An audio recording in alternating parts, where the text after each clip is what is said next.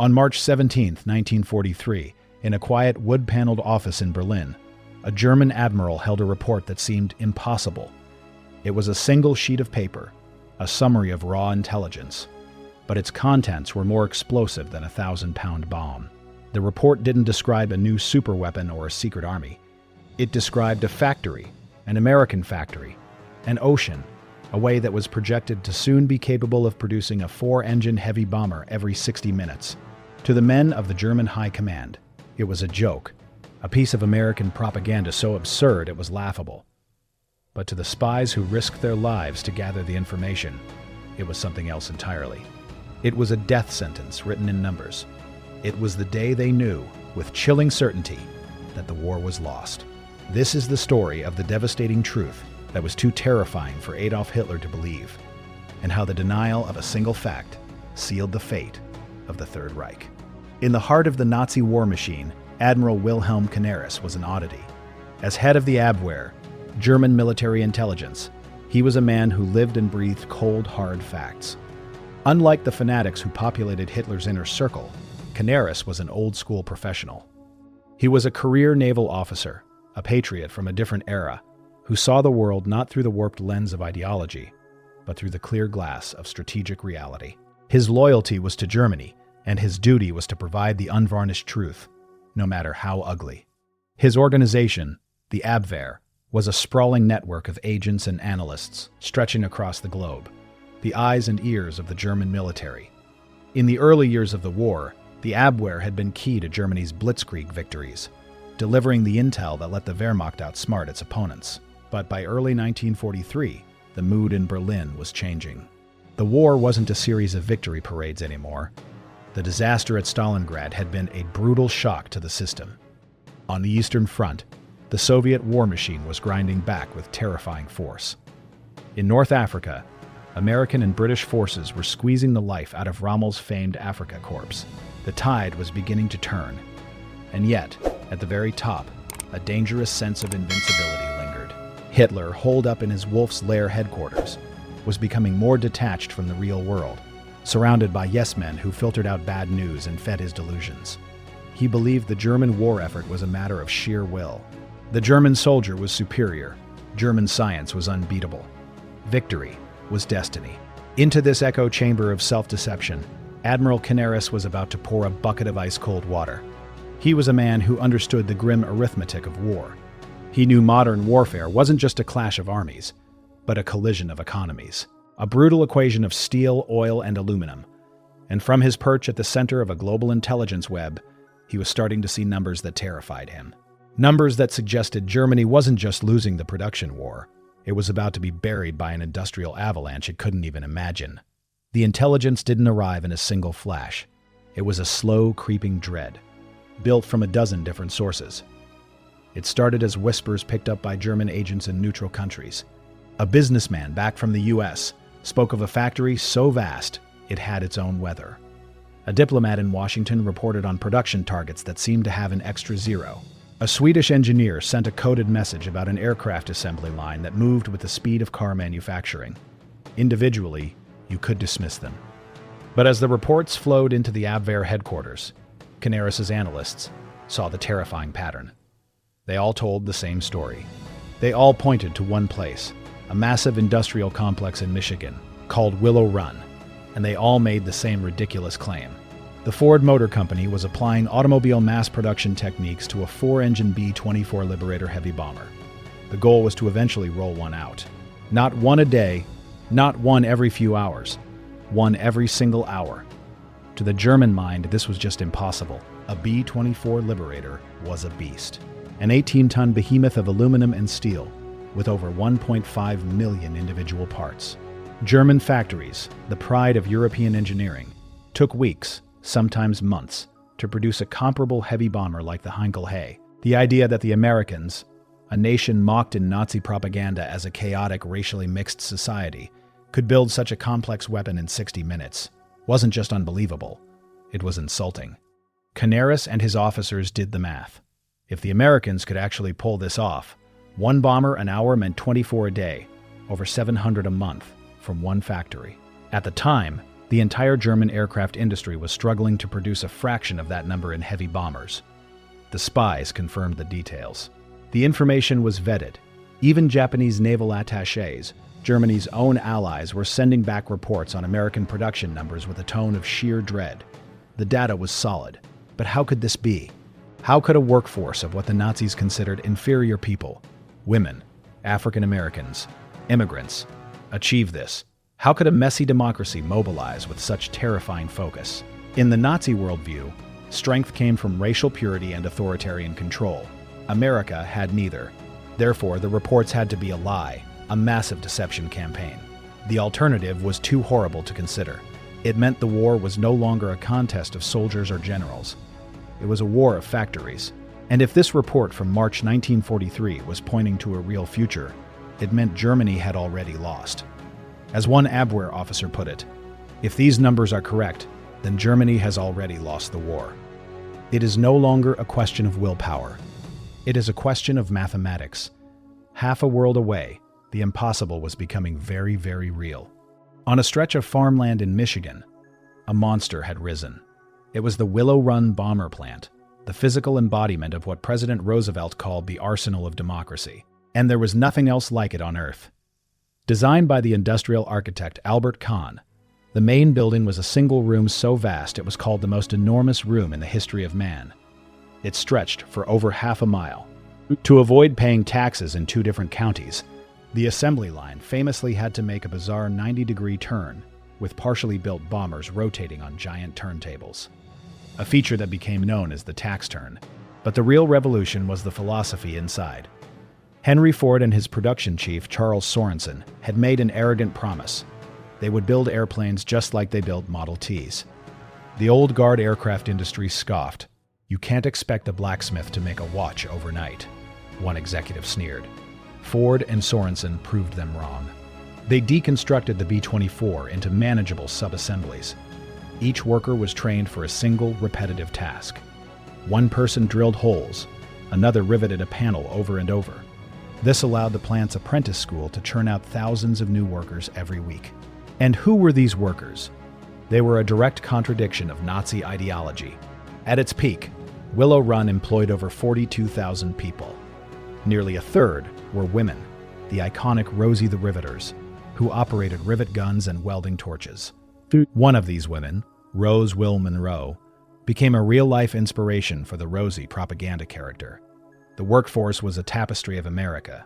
Over 9% of the workers were African American, and another 3% were classified as disabled, all working side by side.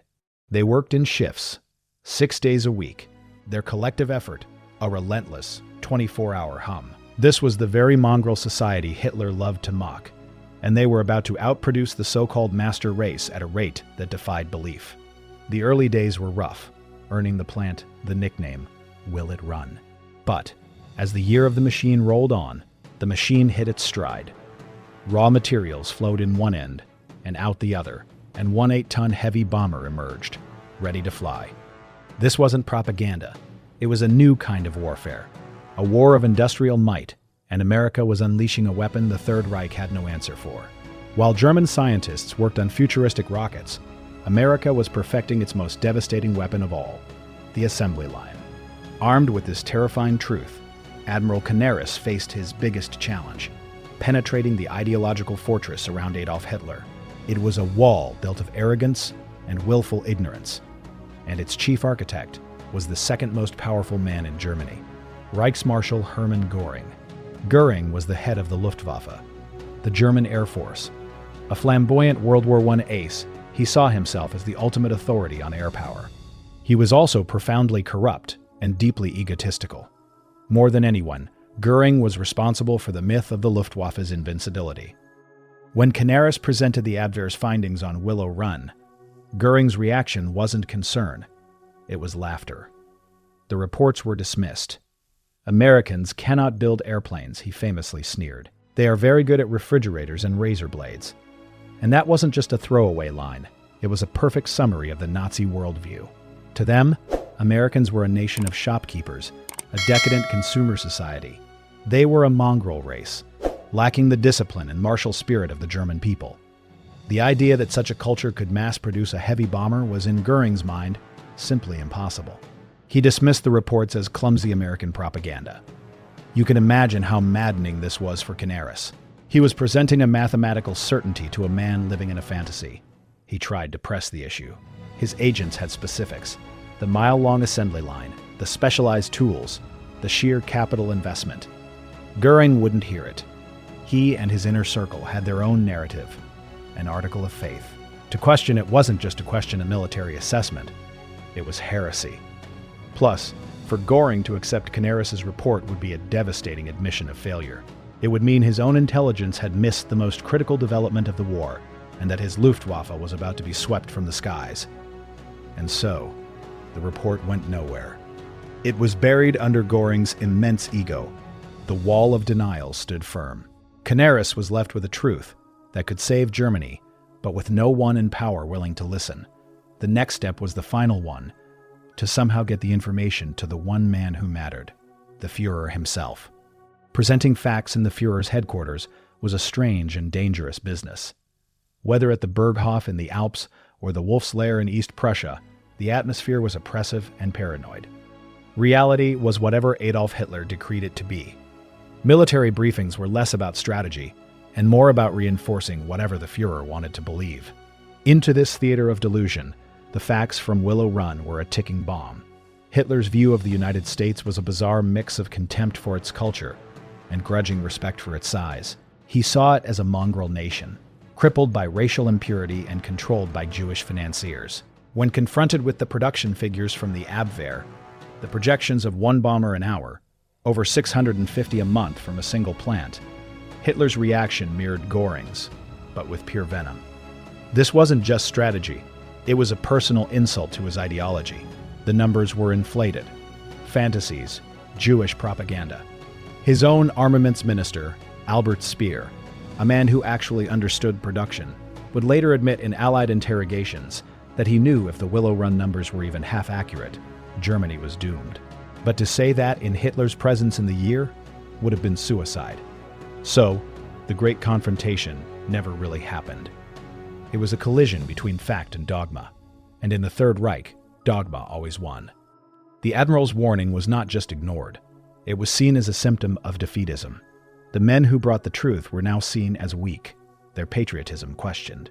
In Hitler's mind, the war was a test of will and blood, not of logistics. A single piece of paper, representing the dangerous work of dozens of spies, was brushed aside. It contained the most important strategic fact of the war. The enemy's industrial capacity was growing at a rate Germany couldn't hope to match. The decision was made not by order, but by a stubborn refusal to see. The truth was rejected. The spies were dismissed.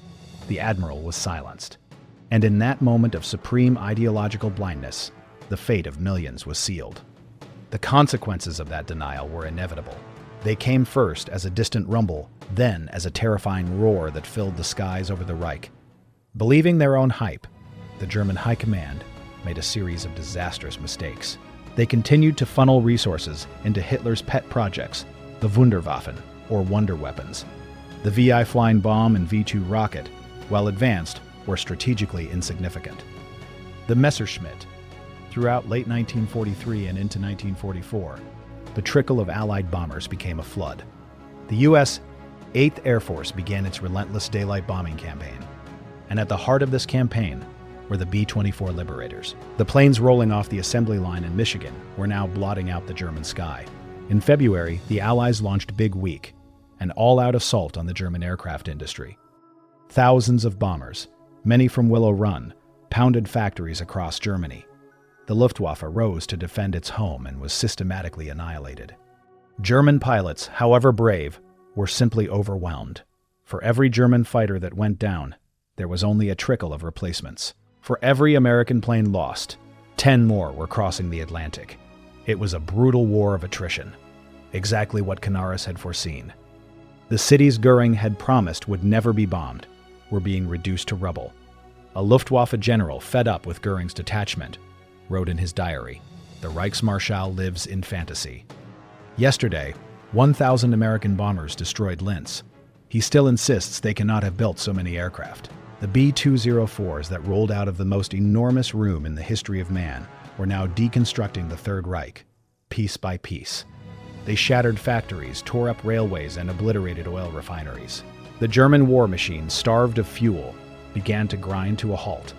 The unstoppable Wehrmacht was being pounded into submission by the output of a single factory its leaders had laughed at. So what happened to the man who tried to sound the alarm?